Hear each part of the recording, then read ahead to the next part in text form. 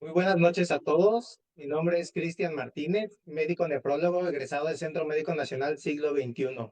A nombre del Colegio de Nefrólogos de México y de la mesa directiva, es un gusto poder darles la bienvenida al módulo correspondiente este mes de septiembre sobre hemodiálisis. El incremento en la incidencia de pacientes con enfermedad renal exige también mayor oferta de terapias sustitutivas. Los tiempos, recursos e innovaciones tecnológicas deben dar paso también a la implementación de nuevas estrategias de salud. Para marzo del año pasado, el Instituto Mexicano del Seguro Social reportaba casi 80,000 pacientes en terapias dialíticas, de las cuales cerca del 55% correspondía a pacientes en hemodiálisis, muy contrario a los índices previos donde la diálisis peritoneal era la terapia más empleada. A este respecto, conocemos que hacer las cosas bien en los pacientes de hemodiálisis es vital para todos ellos, ya que una ejecución correcta del tratamiento junto con una buena adherencia a las indicaciones de dieta y medicamentos mejora la calidad de vida, previene complicaciones graves y ayuda a controlar los síntomas de la enfermedad renal.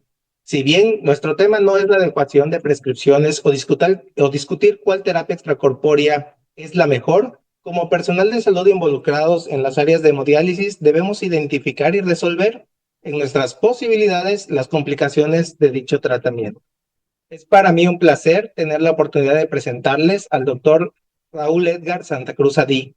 El doctor Santa Cruz es especialista en nefrología, egresado del Centro Médico Nacional Arrasa, máster en nefrología diagnóstica e intervencionista por la Universidad de Alcalá en España. Cuenta con una maestría en administración de hospitales, una maestría de ciencias de la salud y un diplomado en educación. Es especialista certificado por el Consejo Mexicano de Nefrología, miembro activo del Colegio de Nefrólogos de México, miembro del Grupo Español del Acceso Vascular y de la Sociedad Latinoamericana de Nefrología e Hipertensión. Actualmente es médico adscrito del Hospital de Especialidades Centro Médico Nacional Siglo XXI e instructor de médicos residentes en nefrología en dicho hospital. Sin más preámbulos, le doy la palabra al doctor Edgar Santa Cruz Alí con la ponencia Complicaciones no infecciosas del acceso vascular. Bienvenidos.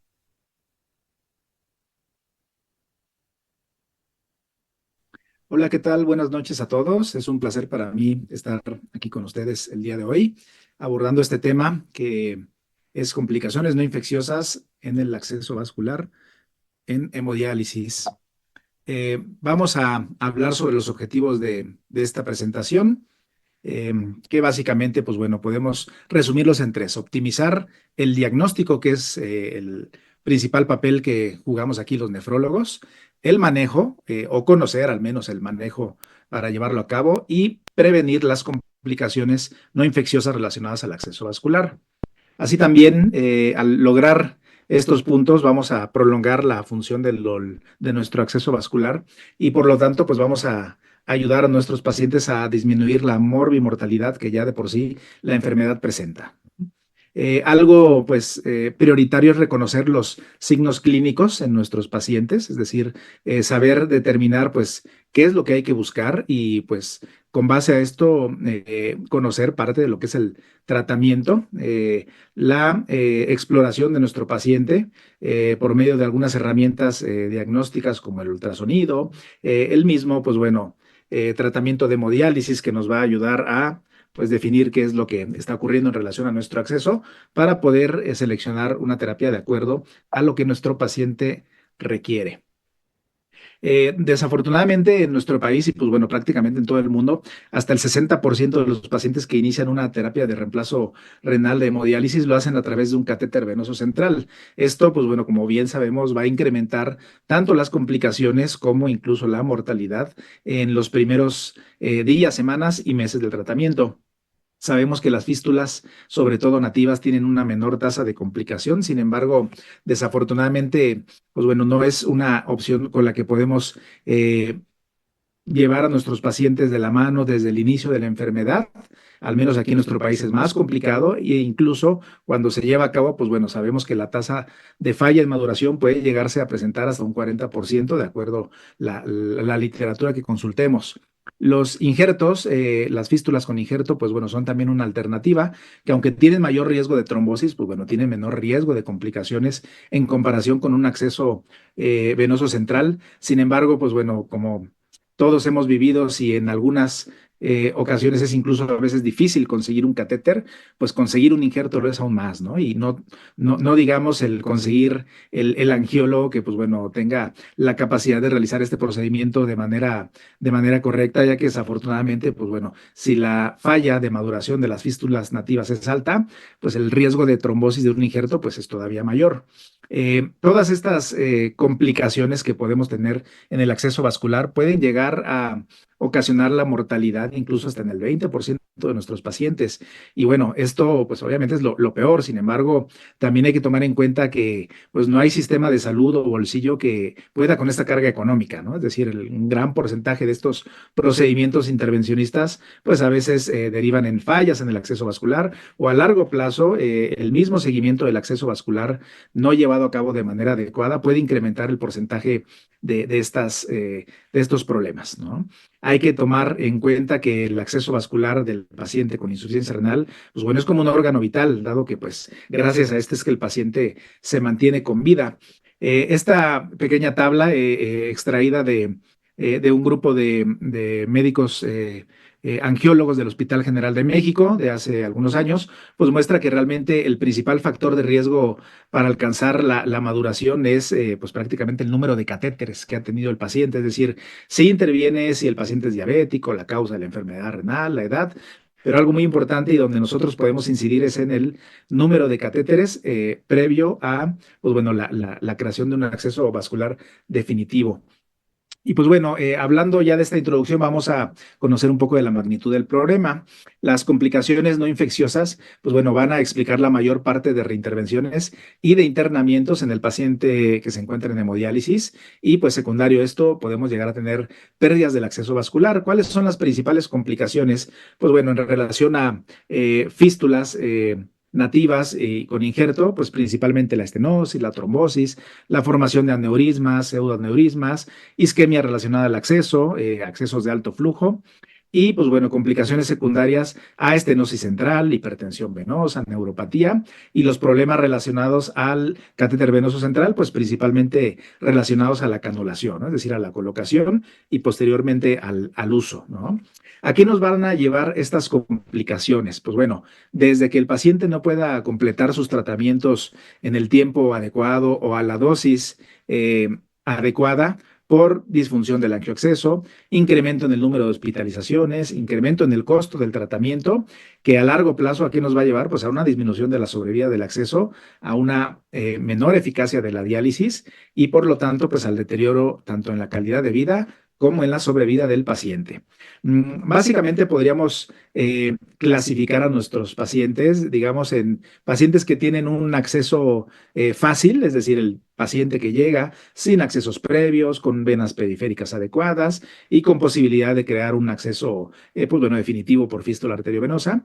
El paciente intermedio que ya ha tenido accesos previos o que ya ha tenido alguna complicación, donde es posible crear una fístula, sin embargo, pues bueno, hay que hacer una planeación ya un poco más especializada. Y el paciente difícil, ¿no? El paciente que ya está con agotamiento de angioaccesos en alguna extremidad o que ha tenido fístulas con antecedentes de trombosis, estenosis y el paciente, pues bueno, ya de muy difícil acceso, ¿no? Pacientes que pues ya no tienen opción de un acceso habitual, que requieren, pues bueno, ya medidas prácticamente heroicas, como colocación de un catéter translumbar, de un catéter transepático, o pues bueno, donde hay que cambiar la modalidad a diálisis peritoneal en los casos en los que es todavía posible, ¿no? Entonces, esto es muy importante enfocarnos en el plan de vida del paciente, es decir, enfocarse desde que conocemos a nuestro paciente por primera vez, tener en cuenta, pues bueno, uno, las modalidades de terapia de reemplazo, ¿no? Obviamente, ¿qué le conviene más al paciente? Hemodiálisis, diálisis peritoneal, obviamente si es candidato a trasplante. Desafortunadamente, en nuestro país, pues el paciente, sobre todo en una institución de salud pública, no puede elegir abiertamente el tipo de terapia entre hemodiálisis y diálisis peritoneal. Sin embargo, pues bueno, lo que hay que tener en cuenta es que lo que se vaya a iniciar con el paciente, pues bueno, no es algo definitivo, es decir, esto puede cambiar.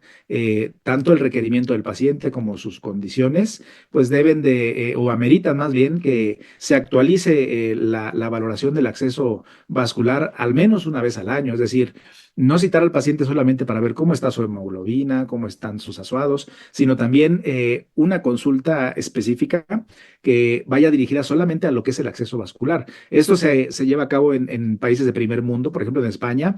El paciente, además de llevar su consulta de evaluación y seguimiento por nefrología, lo hace en la consulta que se enfoca solamente a lo que es el acceso vascular, revisar el acceso vascular, ir viendo su evolución y sobre todo pensar en el siguiente acceso, ¿no? Es decir, no solamente enfocarnos en el acceso que tiene en este momento nuestro paciente, sino ir viendo más adelante, ¿no? Anteriormente estaba el concepto de fístula first, de siempre elegir la fístula como primera opción. Bueno, actualmente pues ya no es fístula first, sino patient first, es decir, siempre pensar en el paciente. Todos conocemos los algoritmos de decisión, ¿no? Para lo que es el acceso vascular en hemodiálisis, si el paciente se encuentra prediálisis o si el paciente pues ya actualmente está en tratamiento con hemodiálisis mediante un acceso vascular que pues bueno, de manera inicial por urgencia generalmente es un catéter. Sin embargo, pues bueno, hay que tomar en cuenta todas las condiciones o factores que pueden influir, ¿no? Y quiero aquí presentarles el caso de un paciente hipotético, de Juan, que es un paciente que yo creo que todos hemos tenido algún paciente como él, paciente de 33 años, recién casado, con un hijo recién nacido, trabajador, y empieza a presentar astenia, dinamia, náuseas, acude a una consulta de valoración, le realizan unos estudios y resulta que, pues bueno, tiene elevación de azuados con requerimiento de terapia de reemplazo renal, ultrasonido ya los riñones, pues de menos de 8 centímetros, con cambios ya absolutamente crónicos y presencia de anemia, ¿no? Entonces, al paciente, pues bueno, desafortunadamente en este caso el paciente no acude con un nefrólogo, acude con otro médico de otra especialidad y pues bueno, le dice que se tiene que hemodializar para sentirse mejor. Acto seguido, el paciente pues pasa a una sala donde no sabe qué es lo que le van a hacer, ni cómo es el procedimiento que se va a llevar a cabo, firmó únicamente unos documentos donde autorizó el procedimiento y pues bueno, después de la manipulación al paciente se le coloca el catéter, pasa un mes, 2 meses, 3 meses. ¿Y qué pasa? El paciente empieza a tener fiebre, ¿no? Empieza a presentar fiebre durante las sesiones de hemodiálisis, escalofríos, refiere nunca haberse sentido tan mal en su vida. Se le retira el catéter por infección y se le intenta colocar del lado izquierdo, ¿no? Yugular izquierdo. Aquí vemos al paciente, pues bueno, ya en unas condiciones en detrimento, con presencia de hematomas en el cuello, porque no fue posible canular la vena al primer intento, se puncionó arteria 2 veces, hizo un hematoma, se perdió la vena y pues bueno, se terminó colocando un catéter temporal vía subclavia izquierda. ¿Qué pasa con el paciente? Pues bueno, se le realiza una fístula arteriovenosa, radiocefálica, del lado derecho, porque el lado izquierdo, pues bueno, tenía el catéter.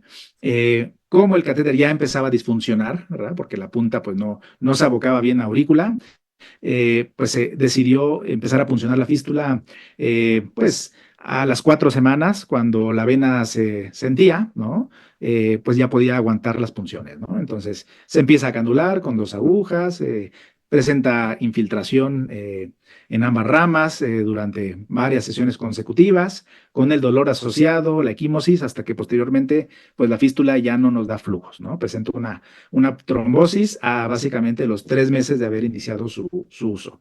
Se realiza una fístula con colocación de injerto ahora en el brazo izquierdo. ¿Y qué ocurre? Que se empieza a dematizar el brazo, ¿no? Empieza con dolor, pues con presencia de lesiones cutáneas. El paciente, pues bueno, ya no tolera esa situación. Empieza a presentar también, además, disnea, edema, ortopnea, y pues bueno, se decide desmantelar el acceso vascular ante la presencia ya de una insuficiencia cardíaca franca, donde el paciente pues bueno ya se encuentra en peores condiciones a básicamente pues un año, año y medio de haber iniciado el tratamiento y el paciente pues termina con un catéter a nivel femoral, ¿no? Un catéter tunelizado, ¿no? A nivel femoral.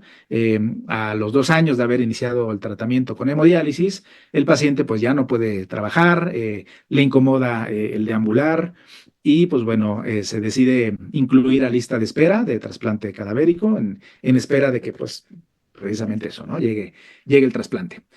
Entonces, esta historia de Juan, pues bueno, básicamente pudiera haber sido distinta si se hubiera desde un inicio elegido un acceso ideal. Las fístulas arteriovenosas sabemos que tienen la menor tasa de infección, la mejor permeabilidad, lo que nos permite una mejor dosis de diálisis, aunque pues bueno, tienen también, o hay que tomar en cuenta, el índice en el falla de maduración. Los injertos son una opción válida cuando la fístula no es factible o fracasa, y los catéteres venosos centrales, pues bueno, deben evitarse como un acceso permanente, pero pues bueno, obviamente son los ideales en situaciones urgentes o pacientes, como vamos a ver más adelante, sin opciones quirúrgicas. Ya todos conocemos la pues, fístula arteriovenosa radiocefálica, brachiobasílica, la colocación de injertos en la imagen del lado derecho, tanto a nivel radio cefálico o braquioaxilar o a nivel femoral. Y bueno, la opción que se prefiere en una situación de urgencia, un catéter vascular central.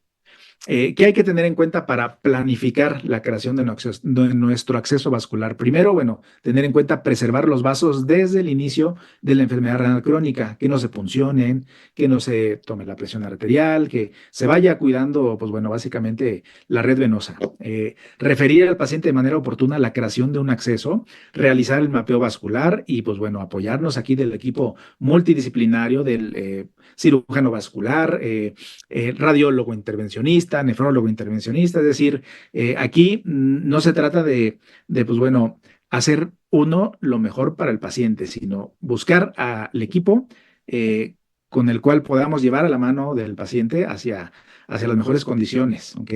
Y pensar, como les decía, pues bueno, el siguiente paso, ¿no? O sea, si tiene actualmente este acceso, ¿qué va a pasar más adelante cuando nos falle, ¿no?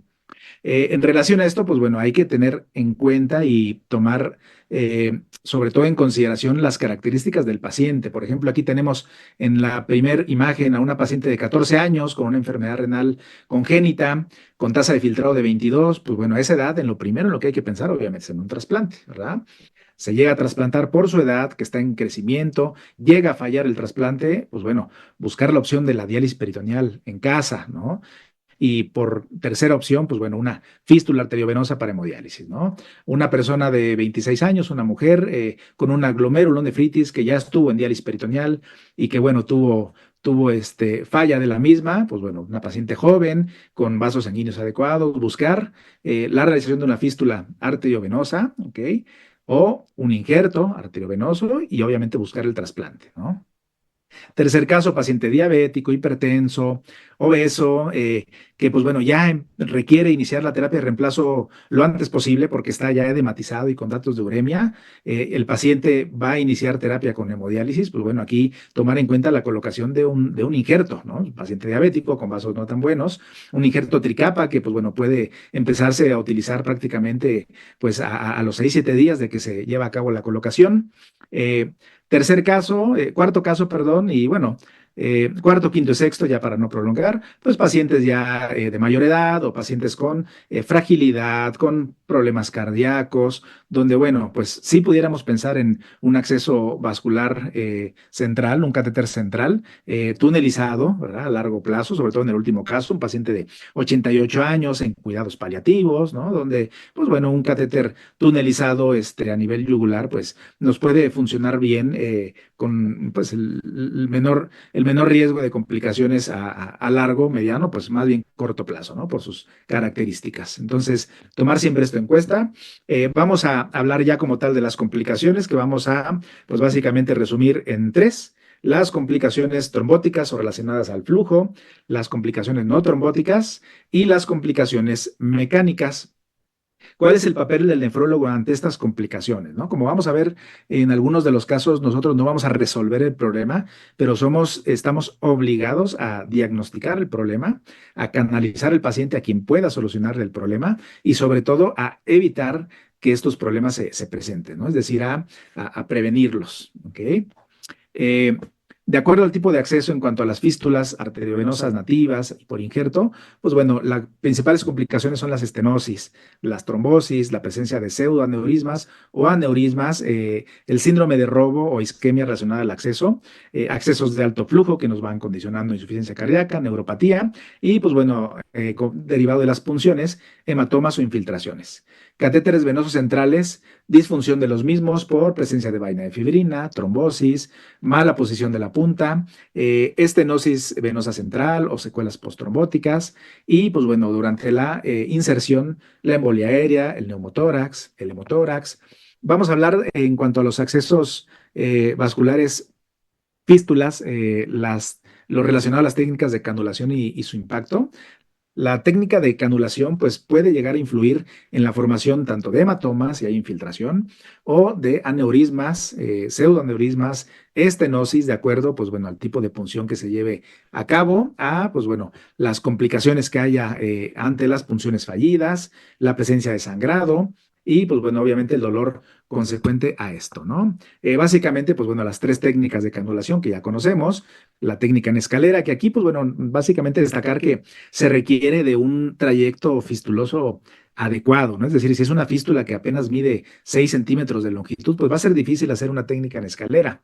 La técnica de botón, pues bueno, aquí realmente en nuestro país no se lleva a cabo prácticamente porque se requieren de agujas romas, iniciar con una aguja cortante, con bisel, y posteriormente las punciones se llevan a cabo con agujas romas. Esta técnica es común en otros países. En España, por ejemplo, se utilizan y en Alemania, en los pacientes en los que ellos mismos hacen las punciones de sus fístulas, ¿no? Es decir, el mismo paciente se punciona en el mismo sitio con aguja roma.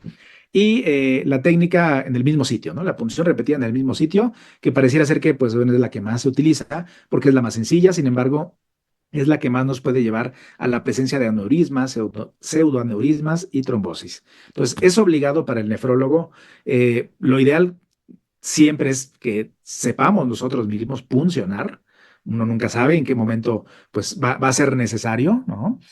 Pero bueno, si no es así, siempre estar presente al momento en el que se van a llevar a cabo las punciones, ¿no? Y nosotros, pues como encargados del paciente, tenemos la obligación de indicarle al personal que realice este procedimiento cómo queremos que se lleven a cabo las punciones, cómo irlos rotando y pues bueno, estar presente también ante la presencia de alguna complicación, un hematoma, una infiltración menor, mayor, como le queramos llamar, pues bueno, es una situación que además de darnos problemas en el dolor del paciente, en la estética, que parece que, pues bueno, le dieron una patada ahí en el brazo al paciente, ¿verdad? Cuando salió de la hemodiálisis, es de las principales causas de estenosis del acceso vascular, de la fístula. Cuando tenemos una infiltración considerable, hay que pensar en suspender las punciones. Desafortunadamente, si no son las primeras punciones y el paciente ya no tiene catéter, pues en algunas ocasiones es preferible colocar un catéter temporal en lo que se reabsorbe este hematoma y se resuelve para posteriormente, pues bueno, seguir puncionándolo y pensar a largo plazo, ¿no? Eh, la estenosis de nuestras fístulas, pues se debe básicamente, sí, sí, obviamente la técnica quirúrgica, ¿no? La anastomosis, que pues bueno, tenga el trayecto adecuado, que no haya torsión de la vena, etcétera. Sin embargo, lo principal es las estenosis en los sitios de punción. Esto por la lesión que se lleva a cabo en la íntima, por el cizallamiento y la angulación del bisel, que nosotros debemos de poder identificar mediante la clínica. ¿Cómo vamos a identificar un soplo de una fístula? Una estenosis, perdón, de una fístula, escuchando el soplo, ¿no? Palpando el tril, ¿no? Y pues bueno, algunos otros signos como el pulso de rebote, cuando el paciente hace una hemostasia y vemos que pasan 5 o 10 minutos y sigue haciendo hemostasia porque aún sangra, pues eso nos habla de que tenemos seguramente una zona de estenosis, o cuando el paciente en sus estudios de laboratorio, pues observamos que no alcanza el KTB prescrito o que presenta datos de recirculación, ¿ok? La estrategia terapéutica, pues bueno, aquí definitivamente es acercarnos al cirujano vascular, ¿verdad? Ya que pues la angioplastía es de las primeras elecciones, después la colocación de stent. Sin embargo, realmente es que cuando el problema es una estenosis, lo más factible la mayoría de las veces es considerar otra cirugía, ¿no? Es decir, considerar la realización de un nuevo acceso, dado, pues bueno, el alto riesgo de falla que tiene la resolución de la estenosis. Los sitios más comunes de estenosis a nivel de las fístulas radiocefálicas, como vemos del lado izquierdo, pues son básicamente a nivel de la anastomosis. Y a nivel de las fístulas brachiocefálicas, básicamente es en los sitios de punción, ¿no? En los sitios más proximales del vaso sanguíneo, ¿no? Los hallazgos, los signos que les comentaba, pues bueno, que podemos llevar a cabo, que el paciente eleve el brazo. Cuando elevamos el brazo, la fístula debe de colapsar. Si no colapsa es porque tenemos una estenosis, ¿no? Generalmente esto lo vemos cuando el paciente tiene una estenosis muy proximal por un catéter subclavio, por ejemplo, ¿ok? O por una punción fallida a nivel proximal. El tril se va a sentir más tenue, previo a lo que es la lesión y posterior más fuerte. El soplo es característico, tiende a ser silbante y pues bueno, cuando tenemos la presencia de extravasación de sangre después de varias repeticiones, ¿no? Edema distal y pues bueno, el desarrollo de aneurismas, ¿no? La trombosis es otra de las complicaciones que generalmente ocurre sobre una estenosis o ante la presencia de una infiltración masiva que comprime la vena y hace que, pues bueno, se nos ocluya, ¿no? El acceso venoso. La aparición de los aneurismas o los pseudoaneurismas es algo bastante común, sobre todo cuando se lleva a cabo una punción que se extravasa. Y bueno, esto en el caso de los pseudoaneurismas. En el caso de los aneurismas son más comunes, digo, cuando nos abarca todas las capas del vaso sanguíneo, cuando las punciones se llevan a cabo de manera repetitiva en el mismo sitio. Es importante, además de poderlas identificar, saber en qué momento esta zona ya no debe de funcionarse o incluso en qué momento hay que desmantelar el acceso, dado que, pues bueno, si este aneurisma o pseudoaneurisma llegan a presentar una rotura, pues bueno, las complicaciones pueden llegar a ser, pues incluso fatales, ¿no? Algo característico es que la piel, vemos el epitelio que se ve muy adelgazado, vemos una piel brillosa, una piel que ya está muy tensa y pues bueno, aquí al disminuir obviamente el grosor de la piel, pues el riesgo de rotura es mayor, ¿no? Y qué se diga cuando ya tenemos lesiones hemáticas, ¿no? A nivel de lo que son los sitios de punción. ¿Cómo podemos prevenir esto? Pues bueno, rotando los sitios de punción desde antes de que aparezca la presencia ya de estas complicaciones. El diagnóstico es clínico, podemos apoyarnos de la ecografía, pero algo importante es que, pues bueno, el tratamiento se lleva a cabo cuando los datos clínicos lo justifican, ¿no?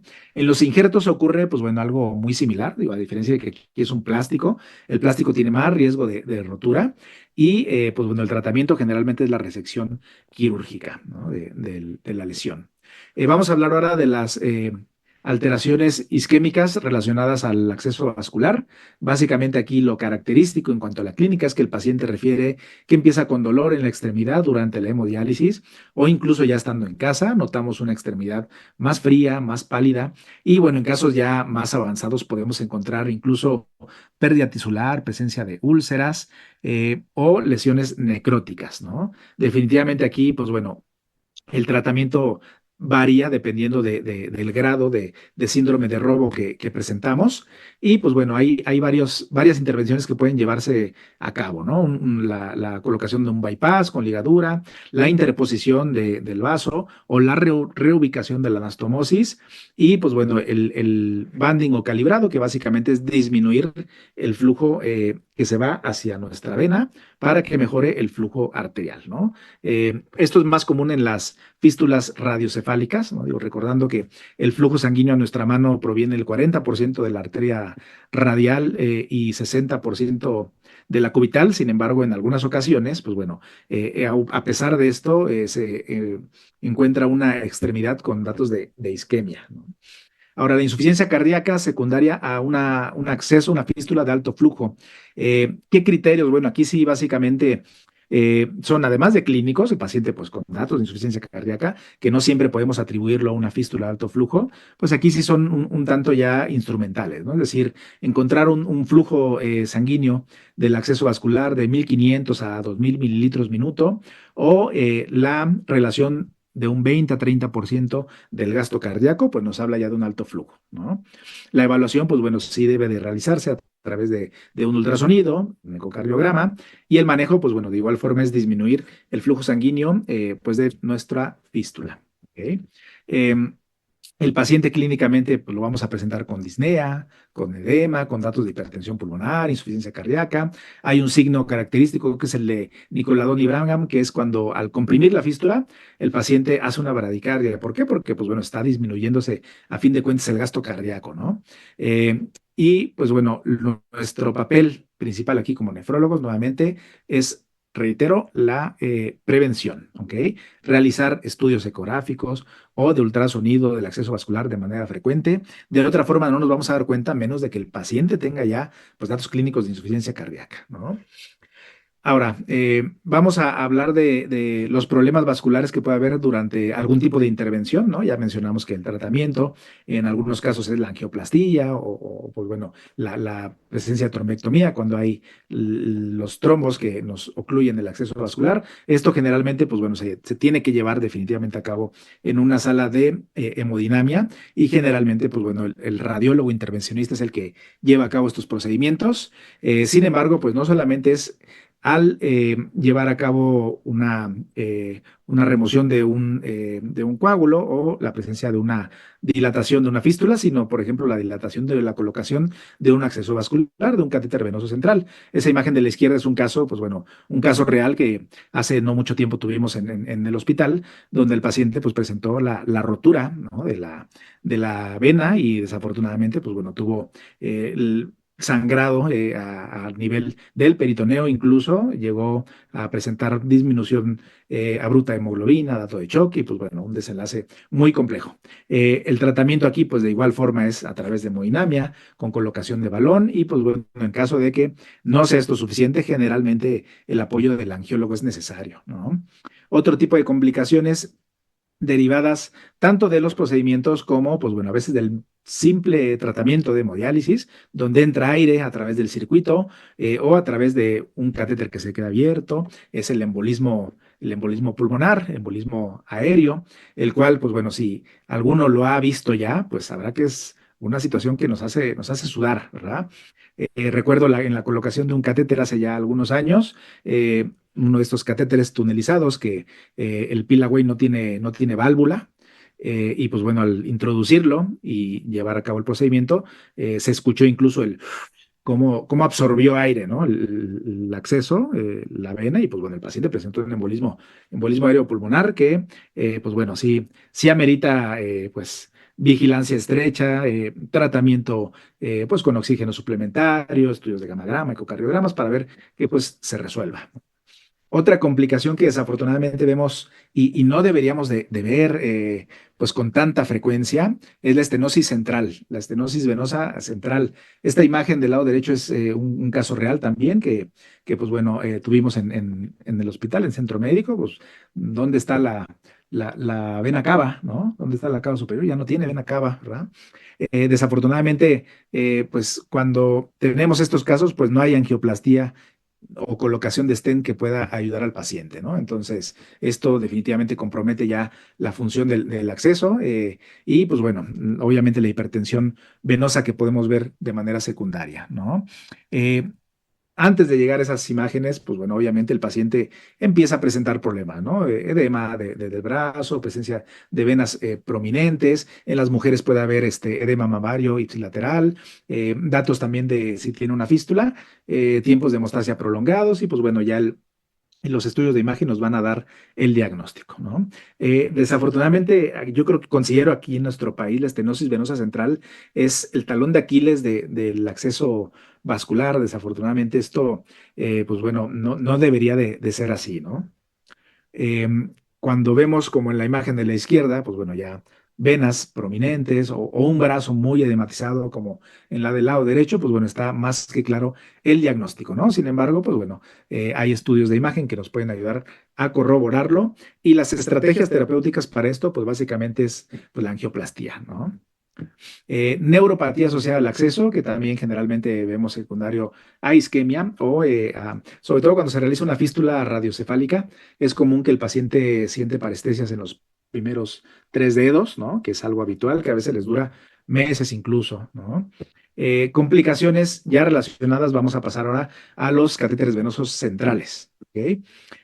La inserción, pues ya sabemos todas estas complicaciones: neumotórax, hemomediastino, arritmias, embolia aérea, complicaciones que a todos los nefrólogos nos han ocurrido en algún momento, porque nosotros somos los que realizamos estos procedimientos. Aquí lo importante es, uno, saber, bueno, tratar primero de disminuirlos, ¿no? Es decir, siempre que se va a colocar un catéter venoso central, monitorizar al paciente, ¿ok? Tener un trazo electrocardiográfico, un monitor para ver que no hay una arritmia, estar checando saturación, ¿ok? Pues estar pidiéndole al paciente que nos ayude con la respiración, etcétera, ¿ok? Eh, Presencia de trombosis de los catéteres por vainas de fibrina, que nos van a dar, pues obviamente, alteraciones en el flujo vascular, mal posición de la punta, sobre todo cuando se coloca un acceso del lado izquierdo. Es algo que a mí, pues bueno, me ha ocurrido con mucha frecuencia cuando se coloca un catéter tunelizado. Siempre que se coloca un catéter del lado izquierdo, es porque ya tuvo uno del lado derecho, ¿ok? Y desafortunadamente, pues no siempre tenemos un equipo de fluoroscopía. Digo, yo creo que el 99% de los casos no lo tenemos. Entonces colocamos el catéter a ciegas. Del lado izquierdo, pues bueno, ahí hay tres curvaturas para nuestro catéter, y en una de esas curvaturas, pues la punta se puede ir hacia otro lado, aunque estemos en la vena yugular interna del lado izquierdo, y pues bueno, la complicación ahí presente, ¿no? Recuerdo haber, pero cuando fue aquí el Congreso Internacional de Nefrología, recuerdo haber entrado a un taller donde había un intervencionista brasileño, y yo le preguntaba: oye, del lado izquierdo, ¿cómo podemos disminuir esa complicación? Dice, pues con fluoroscopía, no hay de otra, ¿no? Entonces, pues bueno, catéteres izquierdos siempre tener cuidado, ¿ok? Ahora, perdón, actualmente hay otras formas de saber que la punta está en el sitio correcto, ¿no? A través de un ultrasonido, donde podemos, pues bueno, inyectar solución salina a chorro y ver en el Doppler que, pues bueno, se encuentra ahí, incluso buscar la guía, ¿no? La guía dentro de la aurícula. Sabemos que el catéter pues va a ir hacia allá, ¿ok? Sangrado del túnel cuando se coloca un catéter tunelizado, que pues bueno, es una complicación básicamente quirúrgica que puede tener varias connotaciones: paciente con, pues bueno, uremia, plaquetas alteradas, etcétera. La recomendación durante el trayecto del túnel del catéter, pues bueno, tratar de infiltrar siempre con gilocaína compuesta, ¿ok? El trayecto del túnel. Esto ayuda a disminuir el riesgo de sangrado, y que si el paciente es un paciente, pues bueno, se tiene planeado ir a casa, pues no regrese en la madrugada pues con la sangre por todos lados, ¿no? Que es algo que es bastante aparatoso. Entonces, bueno, las guías actuales, pues, ¿qué nos recomiendan, no? Que desde que tenemos a nuestro paciente con enfermedad renal, se prevea qué es lo que vamos a hacer con su acceso vascular, ¿no? Y no solamente desde el punto de vista nefrológico, sino también, pues bueno, intervencionista, el cirujano vascular, si el paciente es candidato, pues a un trasplante próximamente. Eh, Algo que es importante es que nuestro paciente, pues bueno, a los pacientes en hemodiálisis a veces los vemos más que a nuestras familias, ¿no? Es decir, los vemos lunes, miércoles y viernes. Hay que hacer la revisión del acceso vascular en cada sesión, ¿ok? Porque de una sesión a otra, la fístula puede llegar sin flujo, sin tril, o el catéter empezar a disfuncionar, ¿ok? Por lo tanto, pues bueno, la exploración física es imprescindible, ¿no? Cada que nosotros vemos a nuestro paciente, ¿ok? Después de la clínica y la exploración física, pues bueno, vienen ya las instrumentaciones, ¿no? Es decir, pues flujo sanguíneo con el ultrasonido, realizar nuestros índices de recirculación, pruebas dinámicas, y pues ya en casos en los que tenemos una situación identificada, pues un estudio de imagen como angiografía y fistulografía, ¿no? En relación a nuestras fístulas arteriovenosas, antes de, pues bueno, decidir en dónde se va a realizar, que eso debe de hacerlo el nefrólogo, pues es importante hacer un mapeo venoso, tener en cuenta el tamaño de las arterias, de las venas, y pues bueno, ya que se está empezando a funcionar, pues hacerlo también a través de ultrasonido, sobre todo fístulas difíciles, ¿no? La colocación de un catéter sin un ultrasonido, pues bueno, hace 20 años en la Sierra de Songolica, tal vez, pues sí, era, eh, era permitido, ¿no? Actualmente, en el 2025, donde el ultrasonido, pues, lo traen en la bolsa de la bata, ¿ok? Así como antes nosotros traíamos nuestros tamagotchis cuando éramos estudiantes, ahora traen sus transductores en la bolsa de la bata. Entonces, pues bueno, ya no hay excusa, ¿no? Para no colocar un catéter guiado a través de un ultrasonido. No porque no sepamos, no porque no seamos buenos colocando acceso, sino porque esto va a disminuir las complicaciones en menos del 50% y la tasa de éxitos puede llegar a elevar hasta un 100%, ¿ok? Sobre todo tomando en cuenta que, pues bueno, el uso de estos dispositivos con el paso de las sesiones o los procedimientos que nosotros hagamos, pues vamos a ir agarrando más experiencia, ¿no? Y con esto, pues bueno, quiero ya concluir y pues no dejar a un lado que las complicaciones, pues bueno, son frecuentes, son graves, ¿no? Un acceso vascular es pues básicamente una cirugía vascular, lo cual pues tiene alto riesgo. Las complicaciones están ahí presentes, pero lo principal es uno, llevar a cabo los procedimientos, disminuyendo estas, sabiendo, pues bueno, que hay ciertas medidas que nos pueden ayudar a hacer un procedimiento de manera más tranquila, ¿ok? Y sobre todo, ir vigilando el acceso vascular de nuestro paciente con el paso del tiempo, ¿no?